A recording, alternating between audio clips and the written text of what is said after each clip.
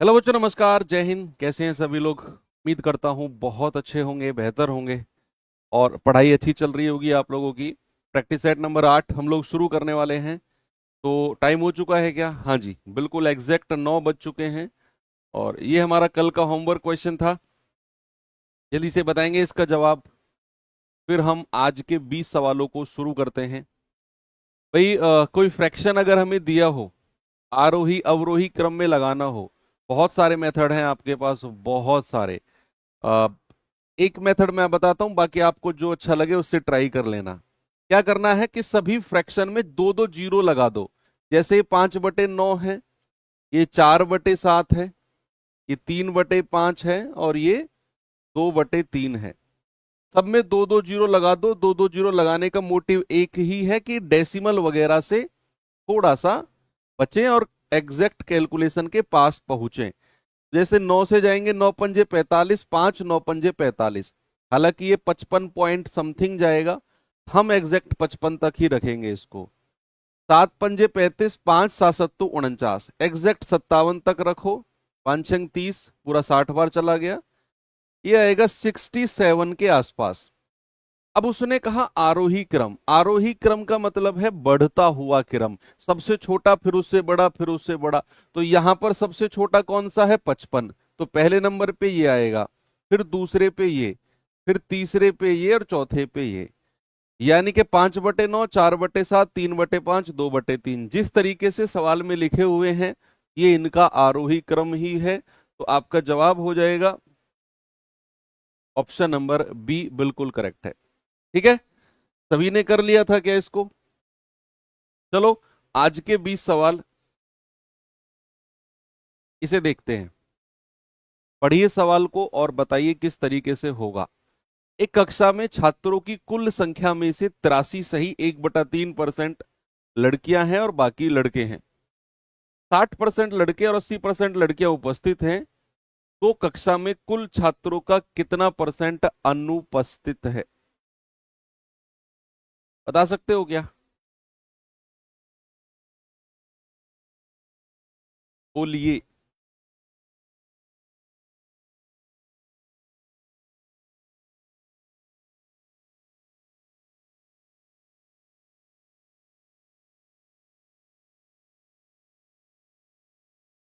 क्या जवाब होगा?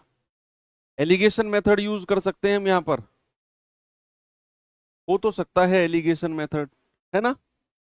अगर मैं आपसे पूछूं कि 83 सही 1/3% का फ्रैक्शन क्या होता है, तो डायरेक्ट याद रखना मेरे भाई, 5/6 होता है।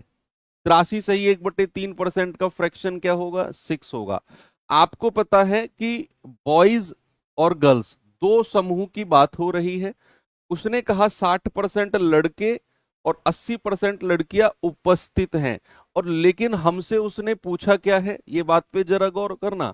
उसने पूछा कक्षा में कुल छात्रों का कितना परसेंट अनुपस्थित है। देखो आपके पास अब दो रास्ते हैं। या तो आप क्या करो कि जो आपको प्रेजेंट यानी कि उपस्थित का परसेंटेज दिया हुआ है, एलिगेशन लगाकर कुल उपस्थित निकाल लो और उसे 100 में से माइनस कर दो। भाई यहां से 60% लड़के और 80% लड़कियां प्रेजेंट हैं, तो फिर टोटल प्रेजेंट परसेंट निकाल के, उपस्थित का टोटल प्रतिशत निकाल के 100 से माइनस कर दो, आपको जो पूछा मिल जाएगा।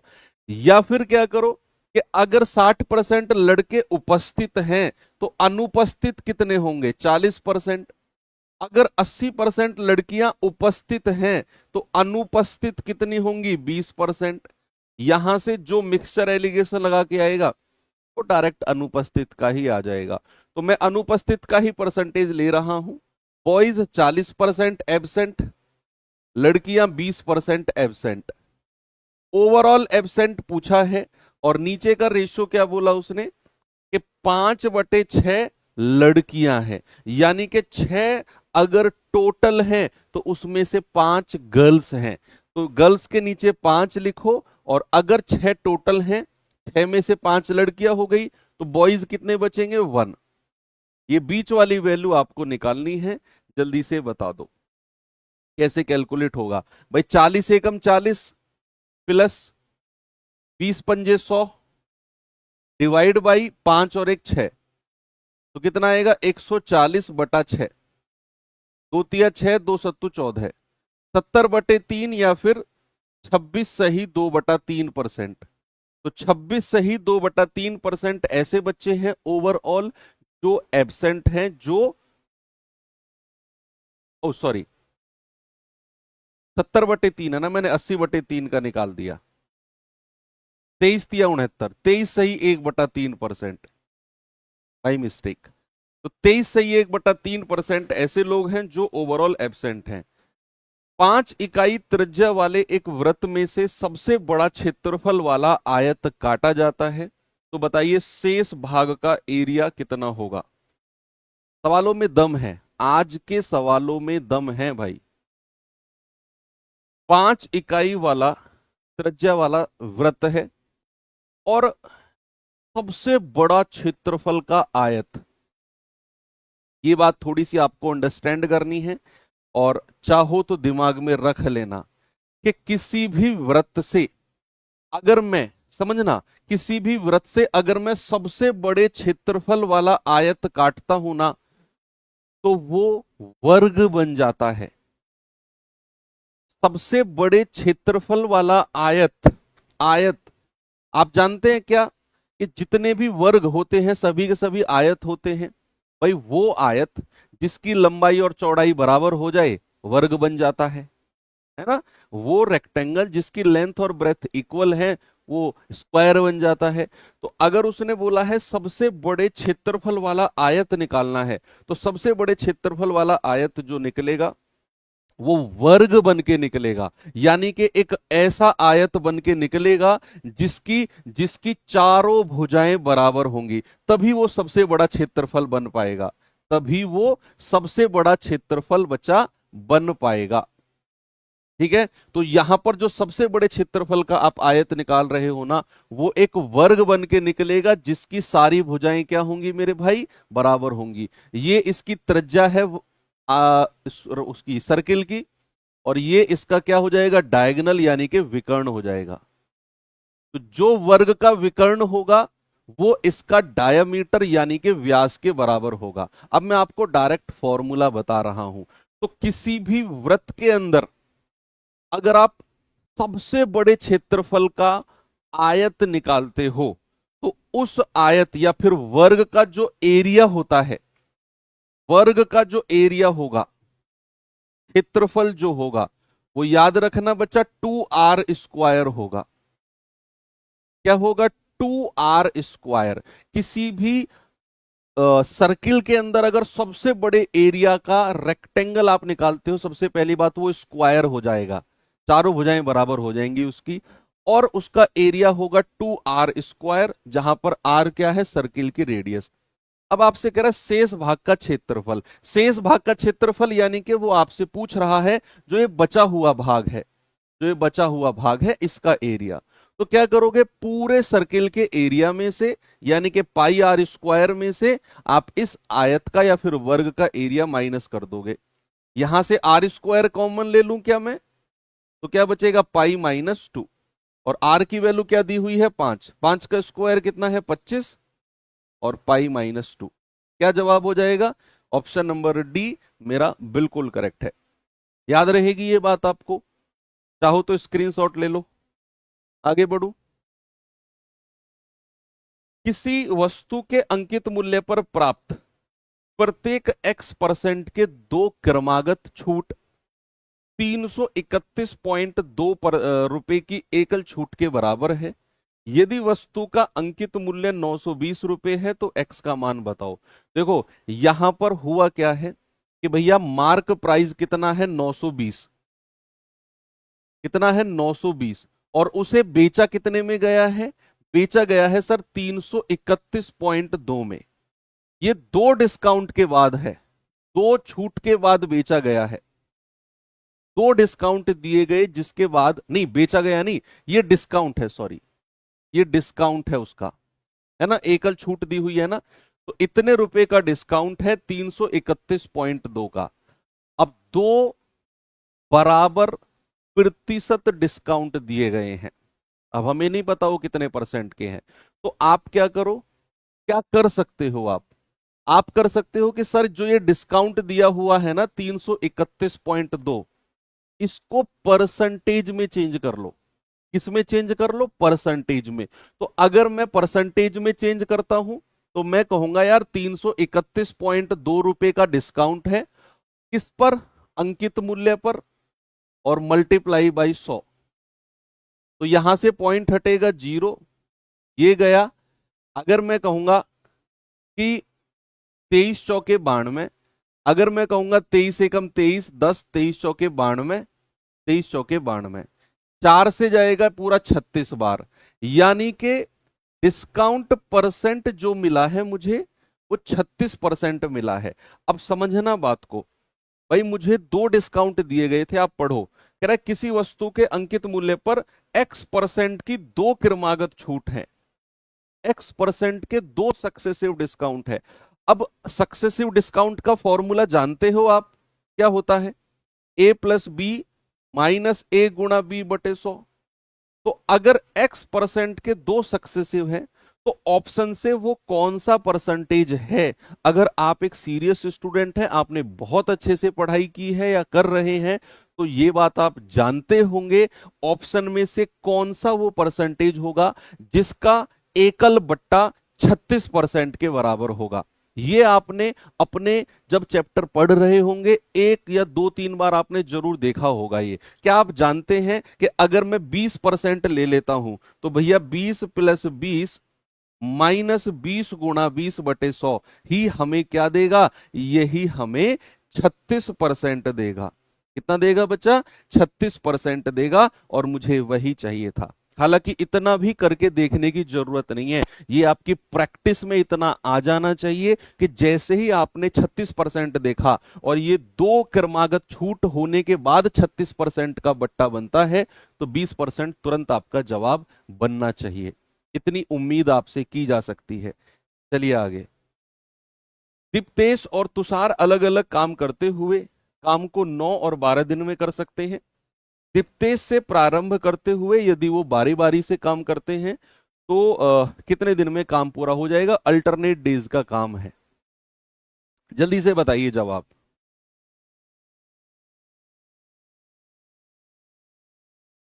सभी लोग बताएंगे। भाई दीप्तेश और तुषार, दीप्तेश उसे 9 दिन में कर सकता है और तुषार 12 दिन में। एलसीएम कितना हो जाएगा मेरे भाई? 36। 12 × 36, 9 चौक 36। टोटल वर्क और एफिशिएंसी निकाल के तो ऐसे बैठ जाओ जैसे एक दिन पहले घर वाले बोलते हैं कि कल कहीं जाना मत, और सैलून वगैरह से दाढ़ी वगैरह सेट करवा के आ जाना। तो आप ऑटोमेटिक समझ जाते हो कि क्यों ये 2 क्वेश्चन मुझसे किए गए हैं कि कहीं कल जाना मत और दाढ़ी वगैरह बनवा के आ जाना। ये खुद से समझने वाली, आप घर से पूछ, घर वालों से ये क्वेश्चन करते ही नहीं हो, क्यों? समझदार को इशारा काफी है। तो आप पहले से ही तैयार होके बैठ जाते हो, है ना? तो पहले से ही ये टोटल वर्क और एफिशिएंसी निकालकर देखो जो लोग हंस रहे हैं ना, समझ जाओ वो लोग समझ चुके हैं मैं क्या कहना चाह रहा हूं। तो भैया दीप्तेश ने काम शुरू किया। क्या किया? सही है। दीप्तेश ने काम शुरू किया, तो पहले दिन किसने काम किया? दीप्तेश ने। कितना काम किया? 4 यूनिट। फिर अगले दिन किसने काम किया? अगले दिन काम किया तुषार ने। उसने कितना किया? 3 यूनिट। तो एक साइकिल 2 दिन की बन गई, और 2 दिन में कितना काम हो गया? 4 और 3 7 यूनिट। यानी कि हर 2 दिन में 7 यूनिट काम हो रहा है, हर 2 दिन में। तो बच्चे आपको क्या करना है, इस 7 को ये मैंने रामबाण सीरीज में कराई है क्लास, अल्टरनेट वाली। तो इस 7 को मल्टीप्लाई करते करते 36 के पास ले जाओ। तो क्या मैं 5 से गुणा कर दूं? आप कहोगे सर 10 दिन में कितना काम हो गया? 35। अभी कितना काम और कराना है? सर 1 यूनिट काम और कराना है। अब इसे करने कौन आएगा? जिसने काम की शुरुआत करी, दीप्तेश ने। तो दीप्तेश एक दिन में 4 काम कर सकता है, हमें तो 1 ही कराना है। तो कितना समय लगेगा दीप्तेश को? जितना काम कराना है वो ऊपर रखो, और दीप्तेश की क्षमता को नीचे रखो। तो भैया 10 प्लस 1/4 कह लो, या 10 सही 1/4 कह लो, और पूरा 36 यूनिट काम हो जाएगा। 4 धाम 40 और 1 41/4 भी आप सवाल के अकॉर्डिंग बोल सकते हो। क्या जवाब होगा? 41/4। एक छात्र के अंक गलती से 72 के बजाय 92 दर्ज कर लिए गए। इस कारण कक्षा का एवरेज अंक 1 की वृद्धि हो जाती है। कितने छात्रों की संख्या है? तो सिंपल क्वेश्चन हो गया, ये तो सिंपल क्वेश्चन हो गया। एक तरफ लिखो सही 72 लिखा जाना था और गलती से 92 लिख लिया, तो अंतर डिफरेंस कितने का आ गया? अंकों में डिफरेंस कितने का आ गया सर? 20 का डिफरेंस आ गया। अब इसी अंतर की वजह से, इसी डिफरेंस की वजह से सभी का एवरेज 1 बढ़ गया। सभी का एवरेज बढ़ गया मतलब जितने भी लोग रहे होंगे सबके पास 1 1 1 1 1 1 एक्स्ट्रा आ गया होगा। ये एवरेज में आपको बहुत डिटेल में पढ़ाया जाता है कि औसत अंक में 1 की वृद्धि, इसका मतलब है कि जितने भी लोग रहे होंगे उस क्लास में सबके अंक 1 1 1 1 बढ़ गए होंगे। यही तो है औसत में वृद्धि, सबका वृद्धि होना। तो यहां पर डिफरेंस कितना है? 20। तो अगर हमें छात्रों की संख्या निकालनी है तो जो डिफरेंस आया है उसे डिवाइड कर दो औसत से, तो आपको पता चल जाएगा कि सर 20 लोग रहे होंगे, उन सभी का एवरेज 1 1 1 1 बढ़ा, तो कुल वृद्धि कितने की हो गई? 20 की वृद्धि, जो कि डिफरेंस के बराबर है। तो आपका जवाब आएगा बच्चा ऑप्शन नंबर सी, बिल्कुल करेक्ट है। आगे बढ़ू। दो संख्याओं के एलसीएम और एचसीएफ का योग और अंतर क्रमशः 312 और 264 है। कह रहा संख्याओं का योग 168 है, तो बताइए संख्याएं क्या होंगी? कर सकते हो क्या भाई? संख्याओं के एलसीएम को शॉर्ट फॉर्म में एल मान लो और एचसीएफ को एच मान लो। तो एलसीएम प्लस एचसीएफ क्या दे रखा है? 312, और अंतर कितना दे रखा है? 264। क्या यहां से मैं एल और एच की अलग अलग वैल्यूज निकाल सकता हूं? निकाल सकता हूं क्या? अगर मैं एल की वैल्यू निकालूंगा तो दोनों को जोड़िए, 4 और 2 6, 6 और 1 7, 3 2 5, और 2 से डिवाइड कर दीजिए। 2 दूनी 4, 2 अट्ठे 16, 2 अट्ठे 16। अगर मैं एच की वैल्यू निकालता हूं जिसके साथ प्लस और माइनस लगा हुआ है, तो क्या करिए? बड़े में से छोटा माइनस करिए। 12 माइनस 4 8, और 10 में से 6 गया 4, 48 आ गया, और डिवाइड बाई 2, तो ये आएगा 24। यानी कि एलसीएम 288, एचसीएफ आ गया 24। अब सवाल ने कहा है कि संख्याओं का योग 168 है। आपको बहुत डिटेल में जाने की जरूरत नहीं है, ऑप्शन की हेल्प बड़े प्यार से ले सकते हो। अगर हमारे पास एचसीएफ 24 है तो ऑप्शन में चेक करो, जिन संख्याओं का एचसीएफ 24 नहीं होगा वो हमारा जवाब नहीं हो सकता है। 24 का मतलब है कि दोनों संख्याओं में से 24 कॉमन आना चाहिए। भाई एचसीएफ का मतलब होता है कि जो संख्या मैक्सिमम कॉमन आ जाए। तो क्या 72 और 84 में से 24 कॉमन आता है क्या? नहीं सर। 84 में से 24 कैसे ले सकते हो? क्या 92 और 76 में से 24 आ सकता है? कभी नहीं। क्या 60 और 108 में से आ सकता है? कभी नहीं। अगर आप 3 गलत ऑप्शन ढूंढ लेते हो, चौथे को मत चेक करो, मत टाइम वेस्ट करो, लगा के आगे बढ़ जाओ। 24 चौके 96, 24 तिया 72, वही आंसर होगा। लेकिन जो 3 गलत ऑप्शन आप ढूंढ रहे हो, पूरे कॉन्फिडेंस के साथ वो गलत होने चाहिए। ऐसा नहीं कि हो सकता है गलत, हो सकता है पता नहीं कैसे होगा। अक्षरा और सिद्धार्थ क्रम से 8 किलोमीटर प्रति घंटे और 10 किलोमीटर प्रति घंटे की दर से पी से क्यू 72 किलोमीटर की दूरी तय करते हैं। सिद्धार्थ क्यू पर पहले पहुंचता है और तुरंत लौटता है। अक्षरा से आर पर मिलता है, तो पी से आर की दूरी बताइए क्या होगी? ये पहले मैं रिप्रेजेंट करता हूं और फिर मैं आपको समझाता हूं कि ये सवाल एक्चुअल में है क्या। भाई मान लो ये डिस्टेंस है पी और क्यू। समझना, जिसको समझ में नहीं आया वो देखो, जिसको आ गया वो कर सकता है। यहां से दो लोग चले हैं, एक है अक्षरा और एक है सिद्धार्थ। ठीक है, एक ही जगह से कह रहे भैया एक की रफ्तार है 8 किलोमीटर पर आवर और एक की रफ्तार है 10। अच्छा, दूसरे पॉइंट पर सबसे पहले कौन पहुंचेगा? जिसकी रफ्तार ज्यादा है, सिद्धार्थ। अब हुआ क्या, आगे पढ़ो। सिद्धार्थ क्यू पर पहले पहुंचता है और तुरंत वापस लौट जाता है और अक्षरा से आर पर मिलता है। हुआ क्या, दोनों चले, सिद्धार्थ चलता गया, यहां पर पहुंचा और तुरंत वापस मुड़ गया। तुरंत वापस मुड़ गया तो जब तक अक्षरा चलती हुई यहां तक पहुंची होगी, ठीक है, और वो अक्षरा पर इस पॉइंट पर मिला है।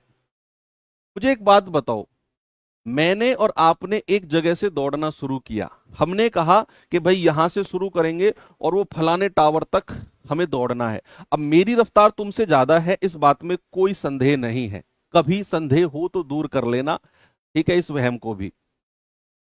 ठीक है, तो मेरी रफ्तार तुमसे ज्यादा है, तुम्हारी कम है। अब हम दोनों ने साथ में दौड़ना शुरू किया।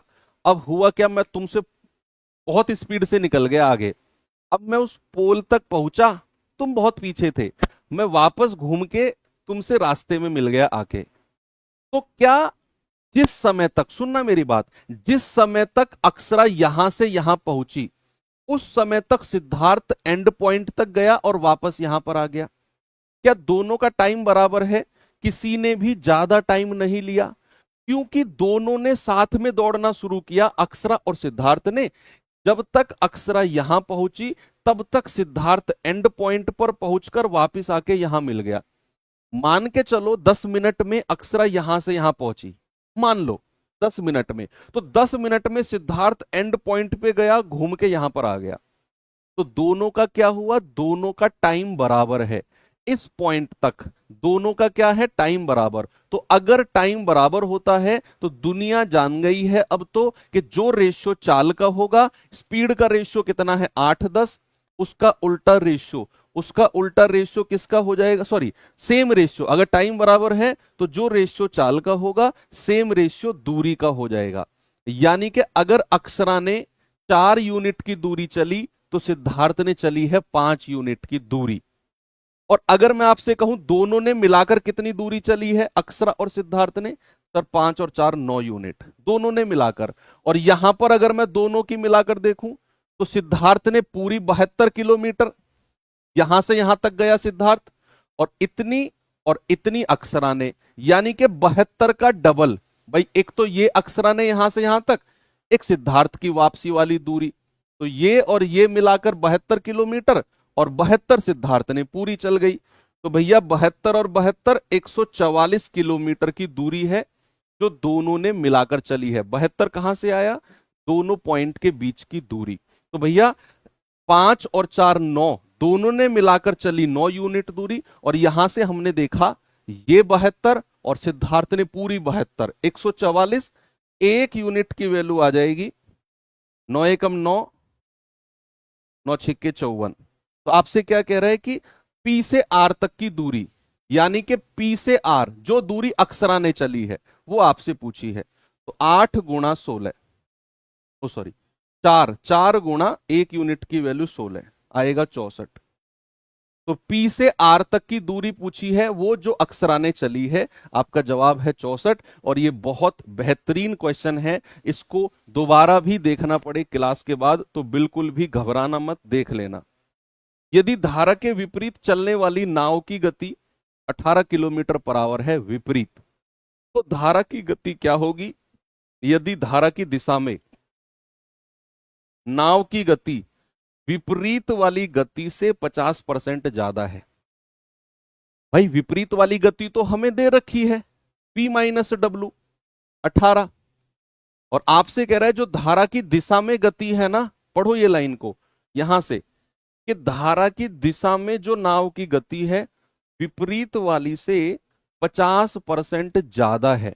तो कोई भी वैल्यू अगर 50% ज्यादा होती है तो क्या मेरे भाई, क्या वो 150% हो जाती है? यस। तो 50 दूनी 100, 50 तिया 150, 2 नाम 18 और 9 तिया 27। तो B प्लस डब्ल्यू कितना आ गया, 27। आपसे कह रहा है कि धारा की स्पीड बताइए, धारा की स्पीड यानी कि W, जिसके साथ प्लस माइनस लगा हुआ है।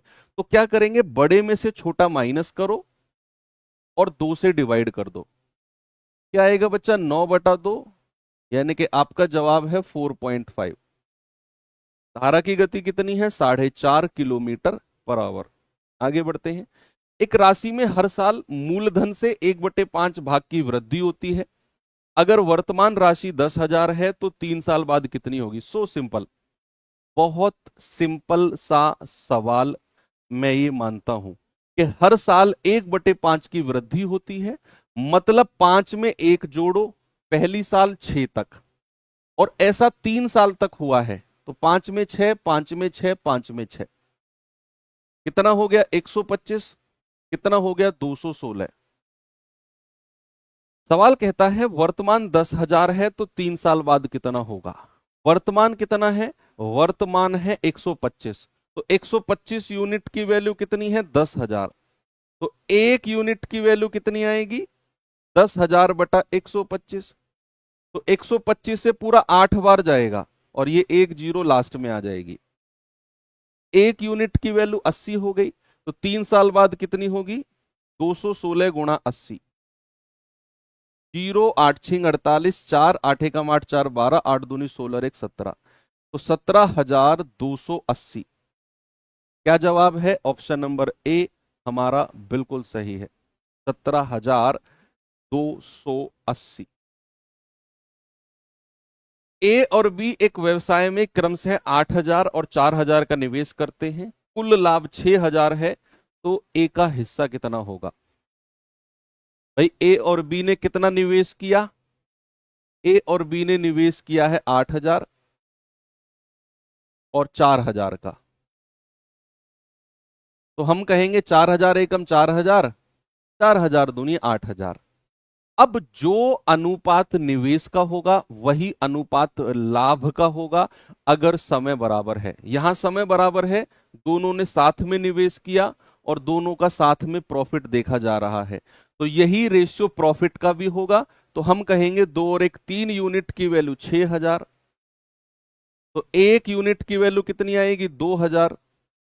आपसे कह रहा है ए का हिस्सा, 2 गुणा 2,000 कितना आ गया 4,000। ए का हिस्सा कितना हो गया बच्चे, ए का हिस्सा हो गया 4,000। चलिए ग्राफ पढ़ लीजिए एक बार, मैं साइड हो जाता हूं।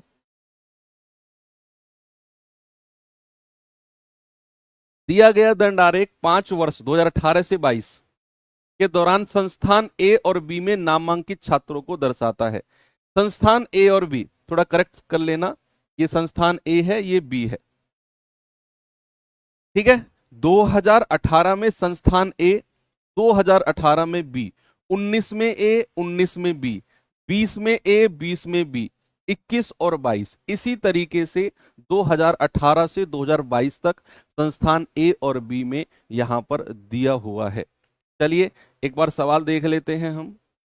उसने बोला 2019, 20 और 22 में बी, समझना बात को, 19, 20 और 22 में तो बी, तो बी यानी कि ये वाला, तो 19, 20 और लास्ट का 22 कितना हो गया 350, 375 और 200। जरा जोड़ना कितना आएगा, 3 और 3 6, 6 और 2 8, 75 और 50 125, तो 925 आ गया।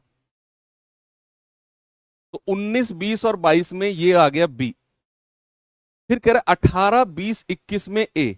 अब 18, 20, 21 में ए क्या आएगा बच्चा, 18, 20, 21 में ए, तो ये रहा ए, 18, 20, 21, तो 250 और 150, 400, 400 और 3 700। ये अनुपात हमें बताना है। क्या ये 25 से कटेगा, 25 तिया 75, 25 सत्ते 175, 25 दूनी 50, 25 अट्ठे 200, तो 37 और 28 कहीं ऑप्शन में होना चाहिए यार, ये तो ये रहा 37 और 28 का रेशियो आ गया, ठीक है, सभी का आ गया। ये देखिए जरा, दो सेक्शन ए और बी में अलग अलग ऊंचाई वाले छात्रों को नीचे दी गई तालिका में दर्शाया गया है। तो 2 खंड हैं ए और बी, 1.6 मीटर की हाइट वाले लोग हैं, खंड ए में 9, खंड बी में 0। 1.68 ये कुछ भी मान लो, ये 1.5 मान लो। 1.68 वाले इतने, 1.64 वाले इतने, 1.69 वाले, 1.72, 1.78। चले आगे, सवाल दिखाऊं आपको। ये सवाल बताइए, अपनी अपनी ऊंचाई बताना भैया, कितनी है हाइट तुम्हारी? 170 से तो ज्यादा ही हो गए बॉयज तो। गर्ल्स की शायद 157 है आई थिंक, मुझे कंफर्म नहीं है। बॉयज की शायद 168 है आई थिंक। हाँ, जो यूपी कांस्टेबल में पूछी जाती है 160, 170 तो शायद उसमें है, दिल्ली पुलिस में है शायद, है ना?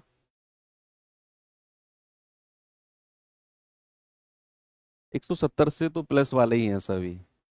अच्छा, जो लोग ऐसे हैं ना, जैसे मान लो 168 हाइट चाहिए, और जिनका कभी 168 आ जाता है, कभी 167.5 आ जाता है, कभी 169 आ जाता है, भाई वो लोग कंफ्यूजन में रहते हैं कि यार पता नहीं हाइट का क्या होगा।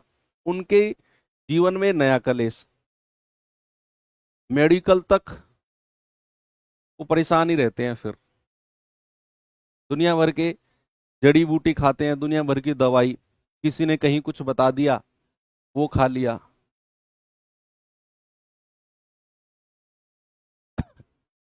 हर व्यक्ति का अपना अलग क्लेश चलता है। कह रहे सेक्शन ए में 1.68 मीटर ऊंचाई वाले छात्रों की संख्या सेक्शन ए में कुल छात्रों की संख्या से अनुपात।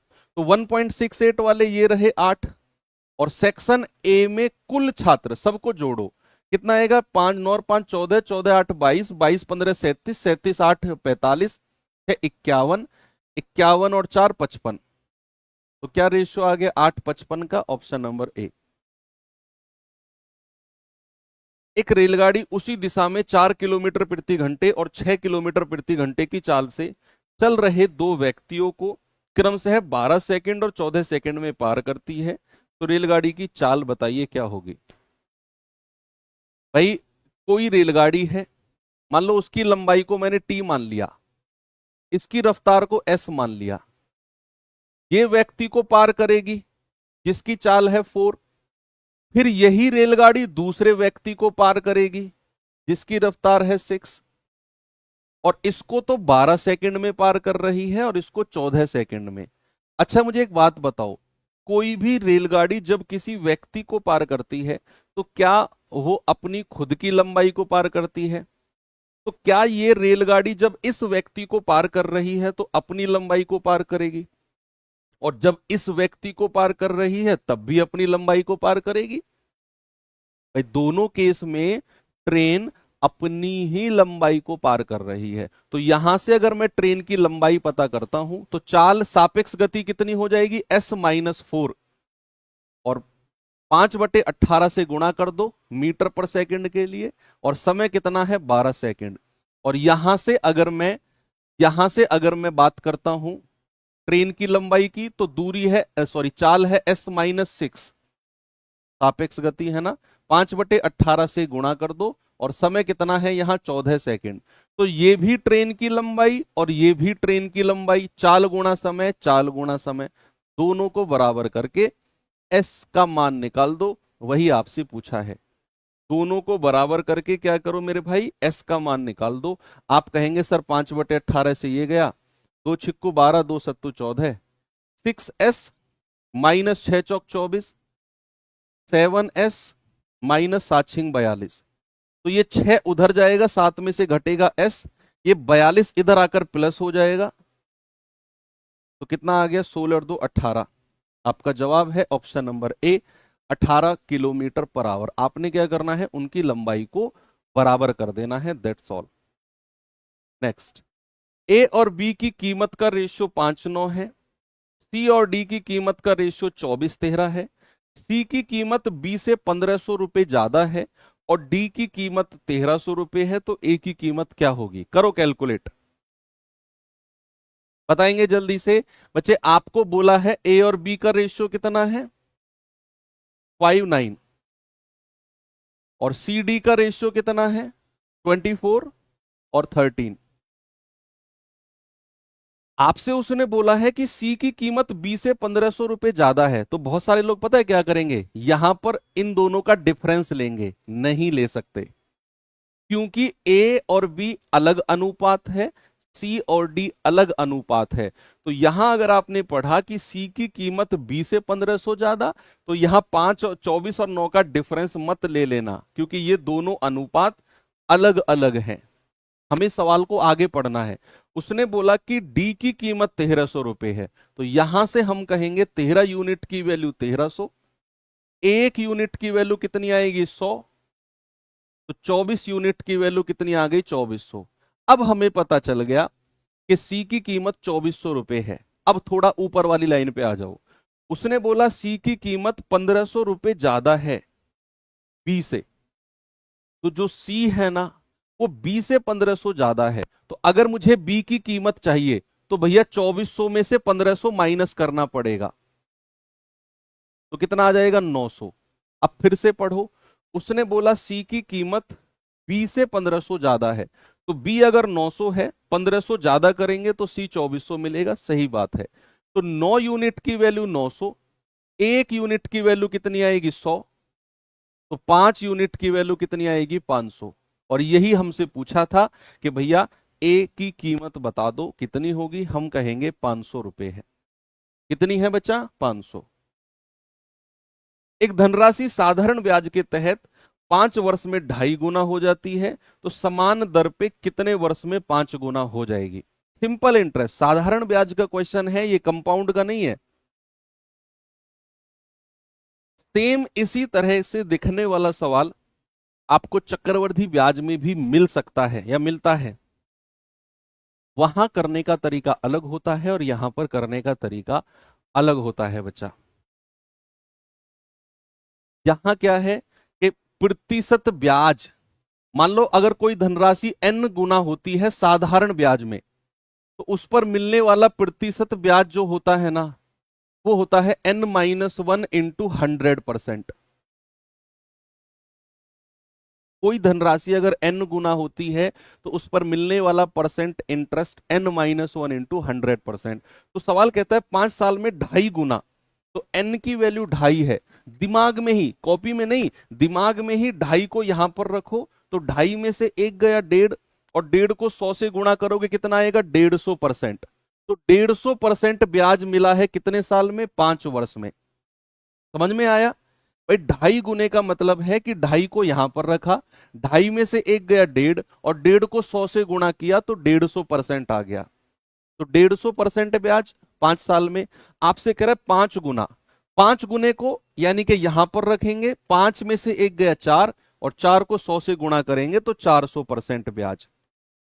आपसे बोला है 150% ब्याज 5 साल में, तो 1% ब्याज 5/150, यानी कि 1/30, तो 400% ब्याज कितने में, तो 400 गुणा 1/30, तो 40/3 कह लो या 13 सही 1/3 कह लो।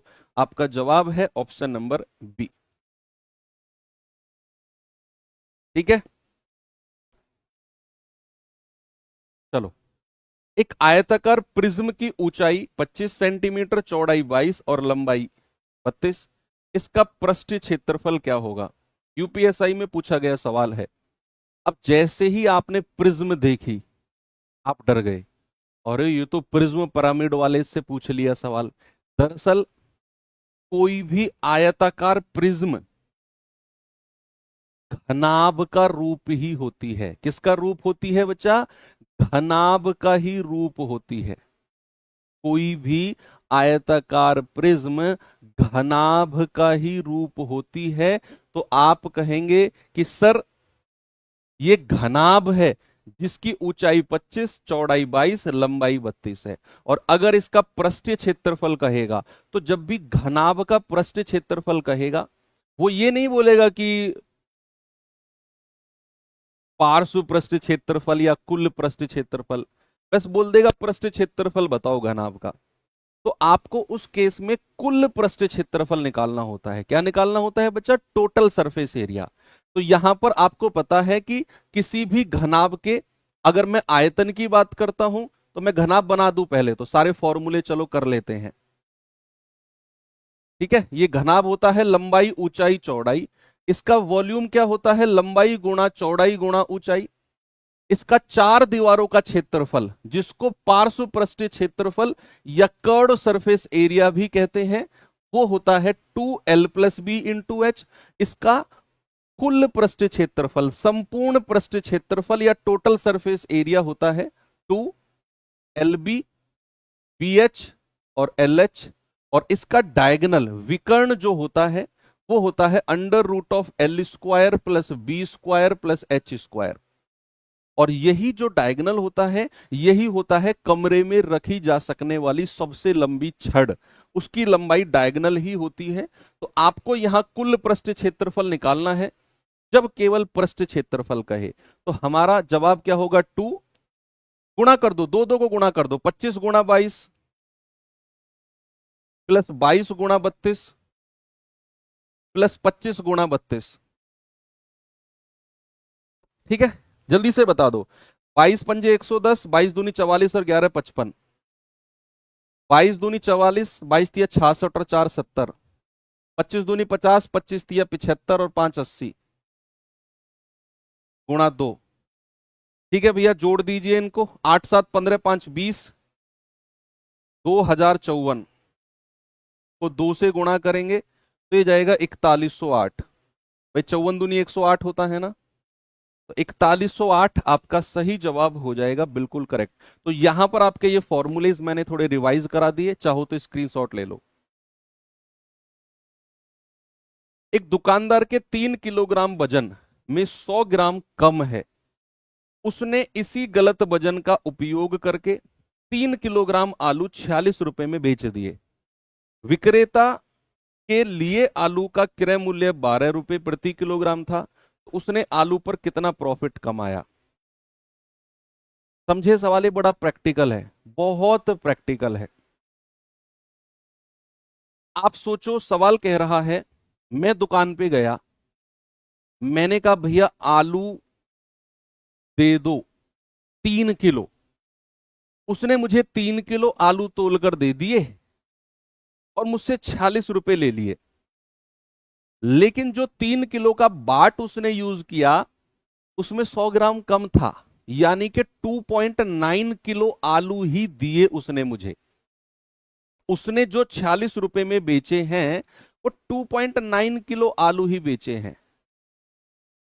अब अगर मैं आपसे पूछूं कि अगर वो 12 रुपए पर किलो खरीद कर लाया है तो 2.9 किलो का क्रय मूल्य कितना होगा। 2.9 केजी का कॉस्ट प्राइस। तो आप कहेंगे सर 12 गुणा 2.9, भाई 1 किलो का क्रय मूल्य कितना है, 12 रुपए 1 किलो का, पर किलो बोला है ना। तो 3 किलो मैंने मांगे, उसने 100 ग्राम की गड़बड़ कर दी, तो 2.9 किलो ही तो दिए उसने मुझे। तो 2.9 किलो को खरीद के कितने में लाया होगा। आप कहेंगे 12 निम्मा 108, 12 दूनी 24 और 10 34। सर 34.8 रुपए में खरीद के लाया है 2.9 किलो को। और 2.9 केजी बेचे कितने रुपए में है, 46 रुपए में, 46 में। ये तो साफ कह रहा है 3 किलोग्राम में 100 ग्राम की गड़बड़ करी और ऐसा करके 3 किलोग्राम 46 रुपए में बेचे, यानी कि 2.9 किलोग्राम ही बेचे उसने 46 रुपए में, और खरीद के कितने में लाया था 34.8। तो प्रॉफिट कितने का हो गया, 46 माइनस 34.8, कितना हो गया बच्चा, 11.2 रुपीज का प्रॉफिट कमा लिया उसने। Option number C. थोड़ा नया सवाल है तो देखना जरा इसे। 2.9 कहां से आया भाई, 3 किलो वजन की जगह 100 ग्राम कम वजन यूज कर रहा है। तो 100 ग्राम को अगर मैं किलो में बदलता हूं तो 1000 से डिवाइड करता हूं तो यह आता है 0.1 kg। यानी कि आप समझो कि 3 किलो में 0.1 kg कम दे रहा है वजन। तो कितना वजन दे रहा है फिर, 3 में से 0.1 माइनस कर दो, 2.9 किलो ही दे रहा है वो आपको। 25% ऑफ 720 प्लस 57 डिवाइड बाई ये करो, बॉड मास का रूल लगा के जल्दी से करो। और ये ब्लॉक मेथड से भी कर सकते हो, जो मैंने ब्लॉक मेथड क्लास में अक्सर कराता हूं मैं। ब्लॉक मेथड यानी कि जब बहुत बड़ी कैलकुलेशन बोर्ड मास की आपके सामने हो, तो आप शुरुआत से चलो और जहां भी प्लस या माइनस दिखता चले वहां एक ब्लॉक लगा दो छोटा सा। जहां भी प्लस या माइनस दिखे छोटा सा ब्लॉक लगा दो बस। और इन ब्लॉक के बीच में जो भी कैलकुलेशन है उसको एक साथ कैलकुलेट कर सकते हो, तो आपके जो स्टेप हैं वो कम हो जाएंगे।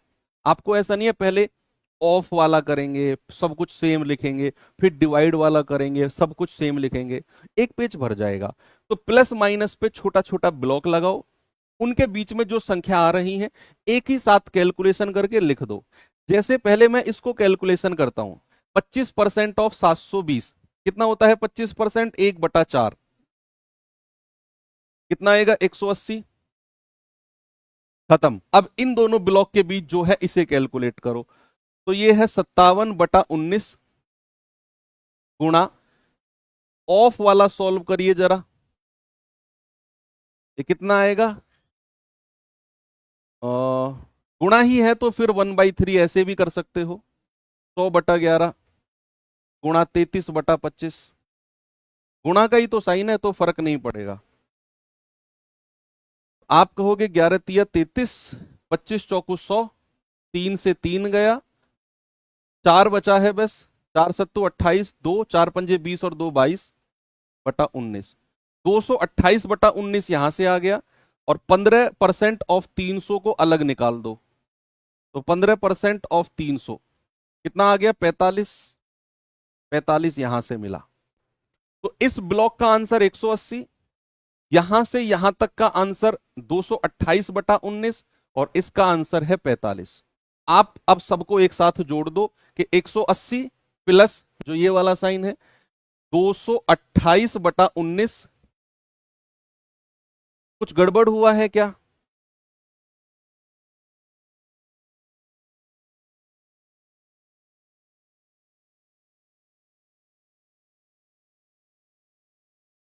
पच्चीस चौके 100, 11 तिया 33, 3 से 3 गया।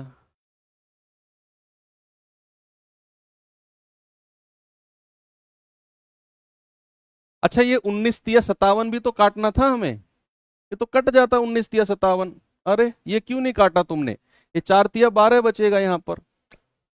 गलत बात है तुम्हारी, ये 12 बचेगा यहां पर। ठीक है, 12 और -45, तो कितना आएगा? 180 और 12 192, 192 -45, तो 12 में से 5 गए 7, 18 में से 4 गए 14, 147। कितना जवाब आ गया? बिल्कुल सही है।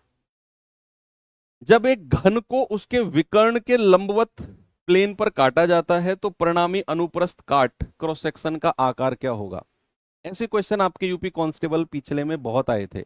तो किसी भी घन को, बच्चे ये थोड़े से देखने वाली चीज है कि किसी भी घन को अगर मैं उसके डायगोनल के परपेंडिकुलर काटता हूं, उसके डायगोनल के परपेंडिकुलर काटता हूं, तो आप जरा मुझे बताइए, ये मान लो हो गया इसका एक डायगोनल, तो इसके परपेंडिकुलर अगर मैं काटूंगा तो एक ऐसा सरफेस 3D आकृति में आपको मिलेगा जो इसके हर फेस को टच करेगा, जो इसके बच्चे हर फेस को टच करेगा वो। ठीक है, तो कुल मिलाकर मैं यहां पर 3D आकृति है, मैं दिखा नहीं पाऊंगा, लेकिन याद रखना कि अगर विकर्ण के लंबवत आप अगर कुछ काटते हो तो एक ऐसी आकृति बनेगी जो इसके सारे फेस को टच करेगी। एक घन के कितने फेस होते हैं? 6 फेस, यानी कि एक ऐसी आकृति बनेगी जिसके 6 कॉर्नर होंगे, 6 कोने होंगे। भाई 6 फेस को टच करेगी तो 6 कोने बन जाएंगे उसके, और 6 कोने वाली आकृति को क्या बोलते हैं? हम बोलते हैं उसको षट्भुज। क्या बोलते हैं? षट्भुज या फिर हेक्सागन। 6 भुजाओं वाली आकृति को हम बोलेंगे षट्भुज यानी कि हेक्सागन। ओके, ये मतलब थ्योरेटिकल क्वेश्चन है कुल मिला के। निम्नलिखित प्रश्न वाचक चिन्ह की जगह क्या आएगा? इसे कैलकुलेट करना है, कर लो इसे। भाई पॉइंट को हटाकर बटे 2 जीरो से रिप्लेस कर दो, पॉइंट को हटाकर बटे 2 जीरो से रिप्लेस कर दो। और ये सारे के सारे परफेक्ट स्क्वायर हैं। 1296 किसका है? 36 का, बटे 100 का अंडर रूट 10 प्लस, सॉरी गुणा का साइन है, गुणा 2916 किसका अंडर रूट है? 2916, कोई बताएगा मुझे? 50 का क्या होता है? 2500।